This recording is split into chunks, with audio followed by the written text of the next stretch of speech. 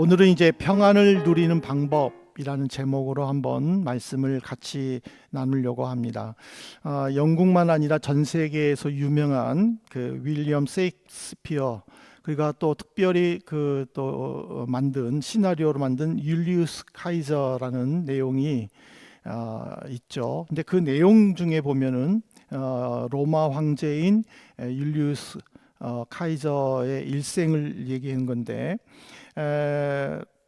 브루투스의 칼에 찔려서 수많은 사람들이 카이저를 찔렀고, 그 속에 브루투스도 이제 칼을 찔렀을 때에 이 카이저가 죽으면서 에뚜 브루테라고 하면 한마디로 죽었죠. 브루투스 너마저라는 그러니까는 이 말은 뭐냐면은 배신에 대한 깊은 충격에 대한 그 울부짖음이죠. 그렇지만은 그 나중에 로마의 역사를 연구한 학자들은 절대로 카이저는 이 말을 하지 않았다 라고 강하게 주장하면서 이것이 세익스피어가 문학적으로 이렇게 해석했구나 라고 이제 사람들은 알게 되었죠.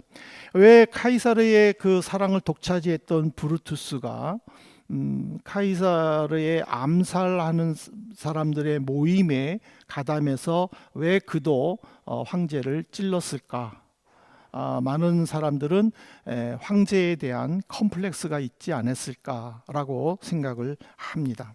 이 컴플렉스라는 것은요, 어떤 것에 대한 고정관념 또는 과도한 혐오라는 뜻이죠. 그래서 이 컴플렉스는 어떤 열등감을 나타내기도 하고, 또 이 열등감 때문에 또 컴플렉스가 또 생기기도 하죠. 근데 이 성경에서는요, 이 컴플렉스를 쓴뿌리라고 정의를 했습니다. 히브리서 12장 15절에 보면 이렇게 말합니다. 너희는 하나님의 은혜에 이르지 못하는 자가 없도록 하고 쓴뿌리가 나서 괴롭게 하여 많은 사람이 이로 말미암아 더럽게 되지 않게 하며. 쓴이라는 것은요, 성질이 잔혹하다라는 뜻입니다. 한 개인이 믿음에서 떠날 때에 그 영향이 공동체에 미친다라는 것이죠. 그 한 사람의 그 잘못된 모습으로 인하여 공동체 전체의 신앙의 순수성과 또 성결함, 거룩함이 파괴된다는 거예요.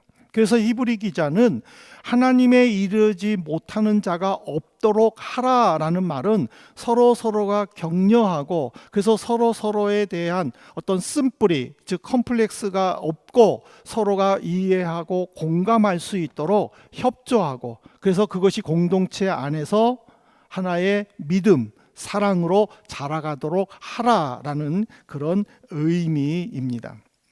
근데 그 심리학에서는요, 이 쓴뿌리에 대해서, 컴플렉스에 대해서 그 개인의 경험에서 비롯된 고통스럽거나 또는 부정적인 감정의 원인으로 이 원인이 그 사람만 아니라 그 사람이 속한 전체에 나쁘게 영향이 미쳐진다라고 보통 이야기를 합니다.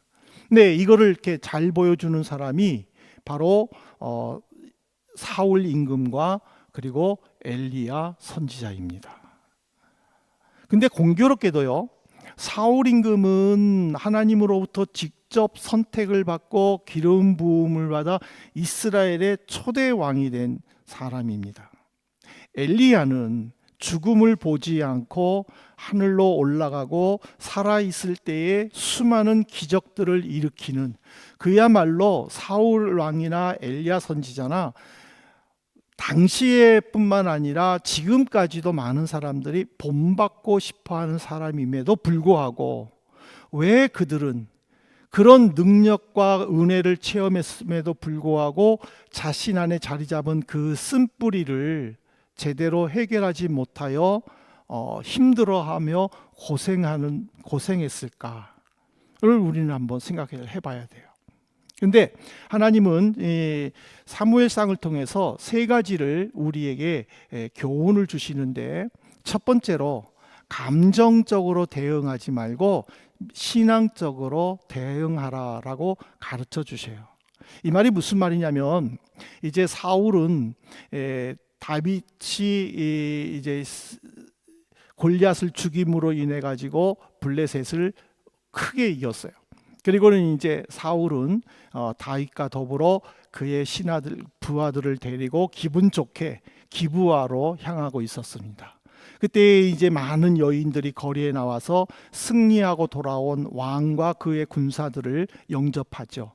그 노래가 사울이 죽인 자는 천천히요 다윗이 죽인 자는 만만이다라는 노래의 가사입니다. 근데 이 노래 가사를 듣고 많은 군인들은 어깨를 덩실덩실했지만은 유독 한 사람만은 굉장히 불편했습니다. 사울. 왜 왕이 나에게는 천천만 돌리고 이 어린 내 부하는 만만을 돌리느냐 하고 굉장히 불쾌하고 그리고 또 마음이 복잡했습니다. 편하지가 않았습니다.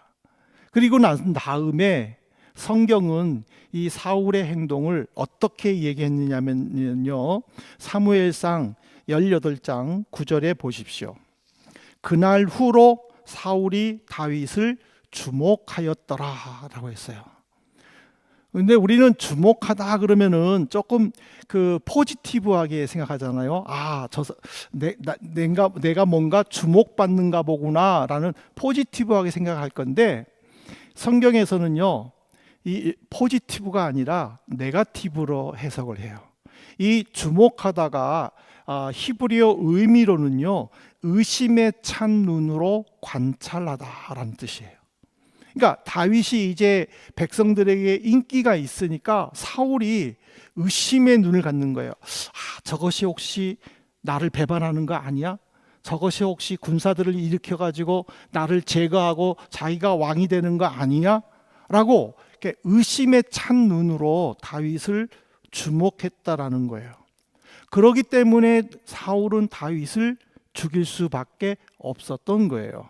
근데 이와 반대로 다윗은 늘 사울에게 사랑으로 대합니다. 그리고 믿음의 원칙으로 대합니다. 그래서 사울이 자기를 죽이기 위해 창을 던지고 단창을 던졌어도 피하기만 하지 사울을 공격하지는 않습니다. 심지어 군사들을 자기 집에 보내서 자기를 체포하려 했을 때에도 그 군사들과 싸우지를 않았습니다. 그냥 창문 넘어 도망갔습니다. 그래서 이런 그 위기, 이런 어려움들을 이제 친구 사울의 아들인 요나단에게 이렇게 하소연하기도 하죠. 죽음과 나 사이는 한 발뿐이다. 죽음과 나 사이는 한 발뿐이다라는 것은 아주 가깝다라는 뜻이에요. 그렇게 자기의 그 위기, 자기의 어떤 어려움들을 하소연함에도 불구하고 사울 왕을 2번이나 죽일 수 있는 좋은 기회가 있고 주변 사람들이 다윗을 따르던 사람들이 이번 기회에 사울을 죽이고 이제 우리 더 이상 도망 다니지 맙시다. 너무 힘들지 않습니까? 라고 말을 해도 다윗은 뭐라고 얘기했냐면은 사무엘상 24장 6절에 이렇게 말을 합니다. 자기 사람들에게 이르되 내가 손을 들어 여호와의 기름 부음을 받은 내 주를 치는 것은 여호와께서 금하시는 것이니 그는 여호와의 기름 부음을 받은 자가 됨이니라 하고. 그러니까 하나님으로부터 기름 부음 받은 사람을 내가 어떻게 죽일 수 있느냐라는 이야기예요. 그래서 10절에도 보면은 왕이여 내가 왕을 죽일 수 있었지만 이 옷자락을 보십시오. 나는 결코 왕을 죽이지 않았습니다. 라고 말하는 것도 늘 감정적으로 대하지 않고 하나님께서 이 문제를 해결해 주실 것이다라는 믿음의 눈으로 대하기 때문에 사울을 향해서는 사랑으로 원칙으로 대했다라는 사실이죠. 오늘 우리는 내 안에 언제든지 쓴뿌리가 자랄 수 있는 환경들이 있다라는 사실이에요. 내가 건강할 때는요, 내 안에 어떤 단점들이 커버되지만은 내 안에 어떤 내가 건강하지 못할 때에는, 내 생각이 건전하지 못할 때에는 내 안에 있는 단점들은요 얼마든지 튀어나온다는 거예요. 그리고는 나를 늘 압박한다는 거 봐요. 거 봐, 너가 하면 얼마나 잘하겠어. 늘 우리를 이렇게 압박한다라는 거예요. 그렇지만은 이런 압박에 사울처럼 우리가 감정으로 대하게 되면은 점점 더 내 모습이 초라해진다는 거예요. 그리고 다른 사람에 대해서 시기와 질투로 시간을 보낼 수밖에 없다라는 거죠. 그렇기 때문에 우리는 늘 첫 번째로 감정으로 대하기보다는 이성으로, 믿음으로 대해야 된다는 거죠. 그 다음에 두 번째로는 우리는 건전한 자아상을 가져야 됩니다. 자아상이 뭐예요? 나에 대하여 긍정적이고 현실적인 평가를 할 수 있는 거예요. 그렇기 때문에 이 자아상에는요, 자아 존중과 자아 수용이 함께 포함되는 거예요. 나는 좋은 사람이야 라는 것은 자아 존중이에요. 나는 이런 단점이 있지만 그럼에도 나는 이런 장점을 통해서 이런 단점을 보호할 수 있어, 뛰어넘을 수 있어 라고 하는 것은 자기 수용이라는 것이에요. 나는 독일어가 잘 못해, 독일어가 늘 어려워, 독일 사람 만나면은 먼저 무서워. 그렇지만 나는 나는 한 단어를 알면은 그 단어를 통해서 두세 개를 응용할 수 있는 능력이 있어. 그러면 그걸 가지고 나의 단점을 뛰어넘는 수용성. 그래서 나는 부족하지만 열심히 하다 보면 잘하게 될 거야 라는 자아 존중. 이게 건전한 자아상이라는 거예요. 그런데 사울과 엘리야는요 건전하지 못한 것 같아요. 이게 제 해석이에요. 왜 그러냐면요, 사울은 자기가 왕이잖아요. 왕인데 기껏 왕은 천천을 죽였지만은 다윗은 만만을 죽였다고 했을 때에 그거를 맞아, 다윗이 골리앗을 죽였으니까 큰일 했어 라고 자아 수용 존중을 했으면은 다윗에 대해서 질투하지 않았을 것 같아요. 엘리야를 보세요. 그가 하늘에서 불을 내려서 큰 기적을 행했잖아요. 그리고는 바알 선지자 450명을 죽였잖아요. 이런 큰 일을 했는데도 불구하고 이세벨 왕후가 내가 너를 반드시 죽일 거야 라고 하는 이 저주에 그는 광야로 도망을 가요. 그리고 하나님께 어떻게 떼를 써요? 나는 지금 죽어도 좋아요. 하나님 나를 죽여주세요 라고 떼를 써요. 만일 그가 건전한 자아상을 가졌다면은 이세벨이 내가 내일 안으로 너를 죽일 거야 라고 했었을 때에 웃기고 있네 라고 해야 되잖아요. 왜? 하나님의 능력으로 자기가 불을 내렸으니까 내가 너를 처단할 거야 라고 오히려 대받아쳐야죠. 왜 하나님으로부터 능력을 받고 불을 받아서 기적을 일으켜 가지고 바알 선지자 450명을 죽이는 능력을 행했음에도 불구하고 바알 선지자의 대표인 이세벨의 저주에 그가 광야로 도망가는 초라한 모습을 보이느냐라는 거예요. 그 안에는 여전히 자아 존중과 자아 수용이 부족한, 건전하지 못한, 건강하지 못한 자아가 있기 때문에 어떤 일을 했었을 때에는 그 자신의 단점들이 수그러들지만은 어떤 환경이나 어떤 요인으로 인해 숨겨져 있던 단점들이 다시 튀어 올라왔었을 때는 역시 나는 아니구나라는 자기 부정으로, 자기 비하로 빠질 수밖에 없다라는 거예요. 근데 우리가 정말 건전한 자아상을 우리 기독교인들이 가져야 되는 이유가 뭔지 아세요? 저도 이거를 자료를 찾아서 알았는데 이 지구상에는 63억 명이 산대요. 약 63억. 근데 많은 학자들이 한결같이 하는 말은요, 나와 같은 유전인자는요 없대요. 이거는 믿으셔야 돼요. 이거는 제 말이 아니라 어떤 학자의 말이에요. 그러니까는 나는 유일한 사람이라는 거예요. 누가 나를 이렇게 유일하게, 나와 비슷한 유전인자도 없이 유일하게 만들었느냐? 하나님이 만드셨다라는 거예요. 그 하나님이 나를 만드시고 내가 어려운 일에 처하지 않도록, 내가 낙심하지 않도록, 내가 좌절하지 않도록 예수 그리스도를 통해서 우리를 보호해 주시고 이끌어 주시는 거예요. 지금도 예수님은 나를 위해 기도해 주셔요.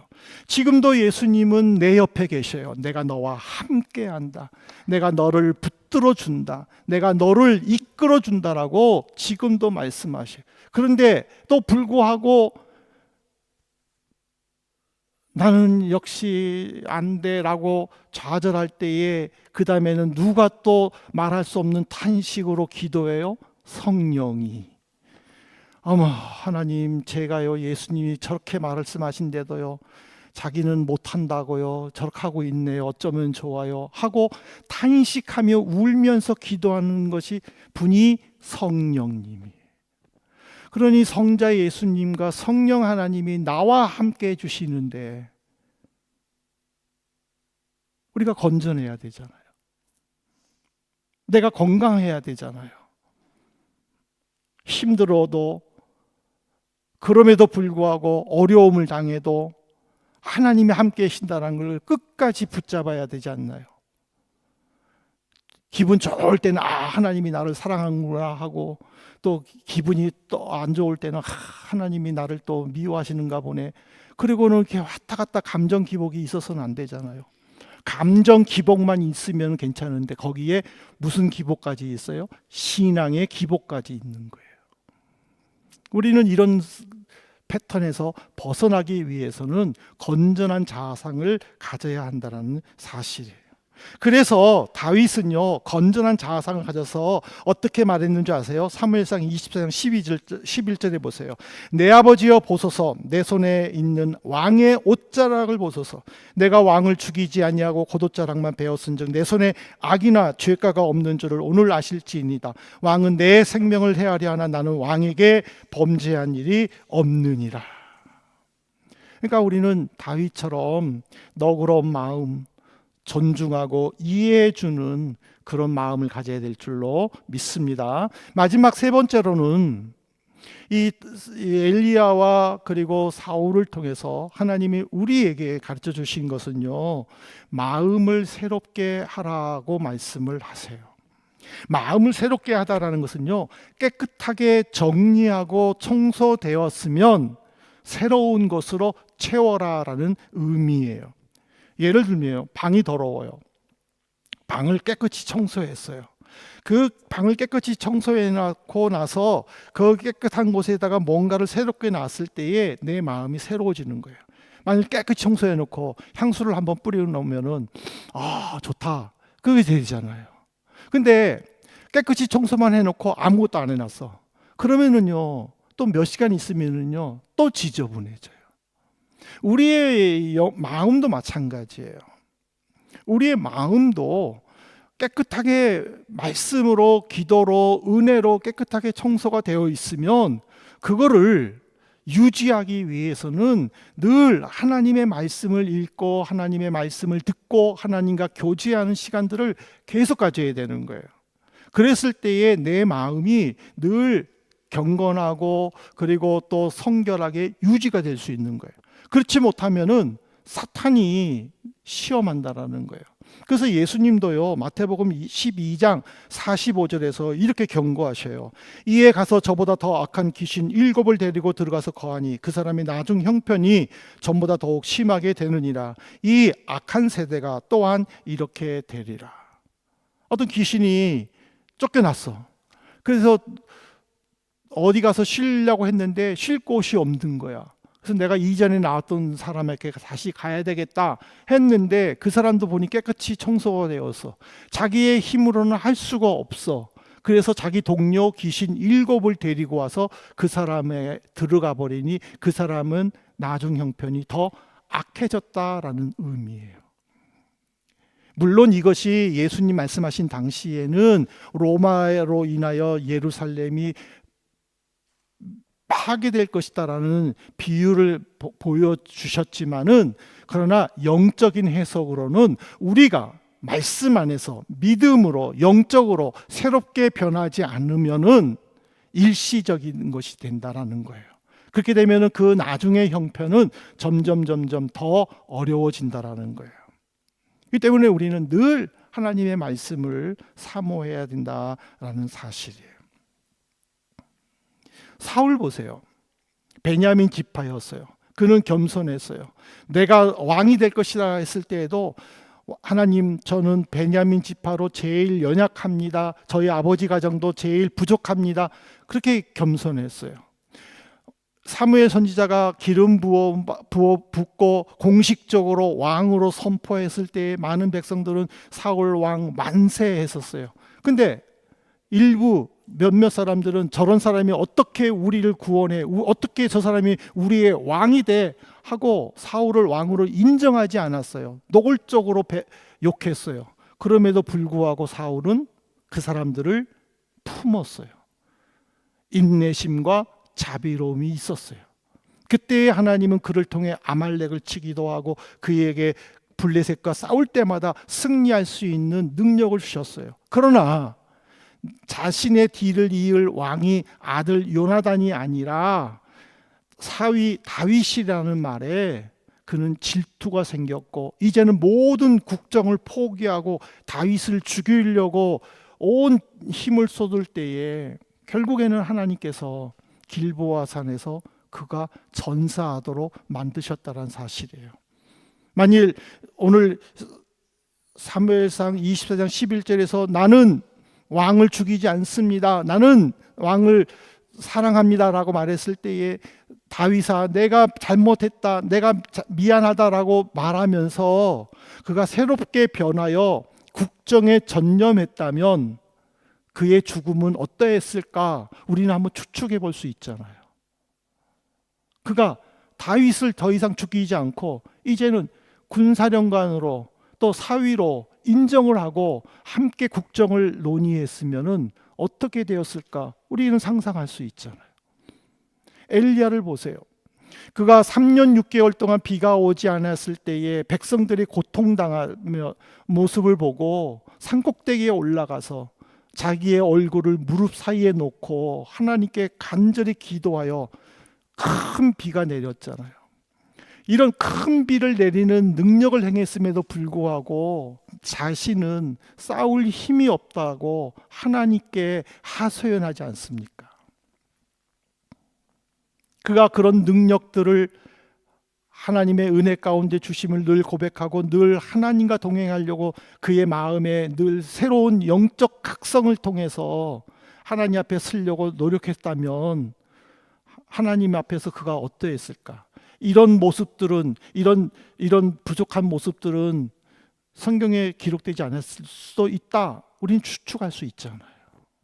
그만큼 우리가 마음을 새롭게 하는 것이 얼마나 중요한가를 우리에게 가르쳐주는 말씀이란 사실이죠. 이제 말씀을 맺겠습니다. 사랑하는 성도 여러분, 모든 인간관계는요, 상처가 존재해요. 가장 가까운 가족이나 친구 또는 직장이나 학교 동료에게서 받는 상처는요, 종종 우리 마음에 쓴뿌리가 돼서 신앙생활이나 인격을 병들게 하거나 삶을 지치게 만들어요. 마음의 평안을 누리기를 원하지만은 내 마음에 자리 잡은 이 쓴뿌리는요, 계속 우리의 아픈 곳을 찔러서 더 심한 상처로 자신의 감정의 울타리 안에 갇혀서 세상을 제대로 보지 못하도록 만들어요. 이런 우리를 고쳐주기 위해서 예수님이 오셨다라는 거예요.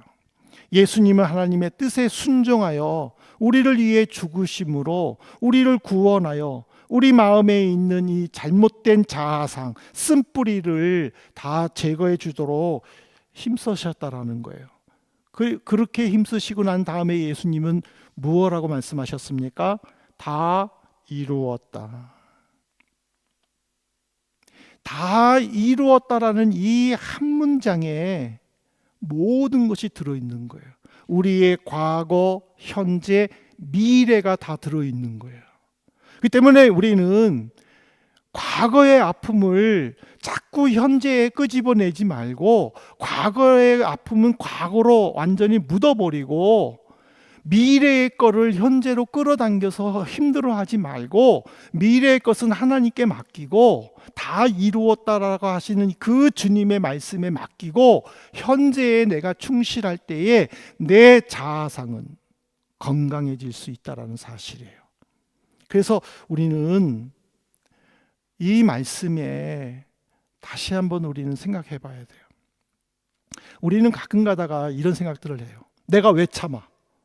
나도 복수할 거야. 그런 생각들을 가끔 해요.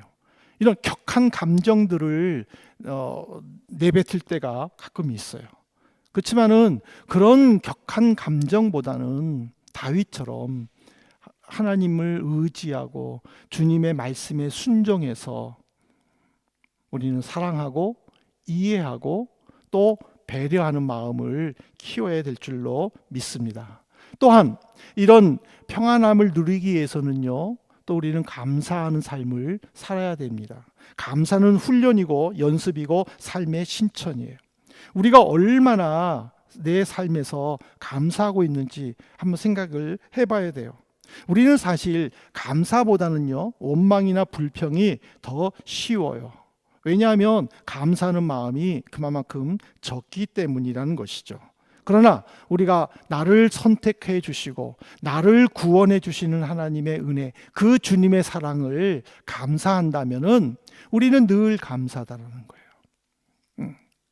그래서 나는 그 감사 노래를 한번 찬양해 보고 싶은데, 아무튼간 햇빛 주심도 감사하고 바람 주심도 감사하고 예쁜 꽃들 주심도 감사하고 풍요로운 과일 주심도 감사하고, 우리가 감사할 것이 너무 많다라는 거예요. 그럼 감사의 삶을 살 때에 우리는 다른 사람을 안 본다는 거예요. 오직 나와 예수님만 바라본다는 거죠. 그 바라봄 속에서 주님의 관계 속에서 내가 늘 할 것들을 생각하고 기억하고 헤쳐나가는 그 믿음의 원동력이 생겨날 줄로 믿습니다. 그래서 여러분들이 어떤 상황 속에서도 평안하시고 그리고 감사하시고, 그래서 새롭게 또 용기를 가지고 또 이 한 주간도 믿음으로 헤쳐나가시기를 주님의 이름으로 축복합니다.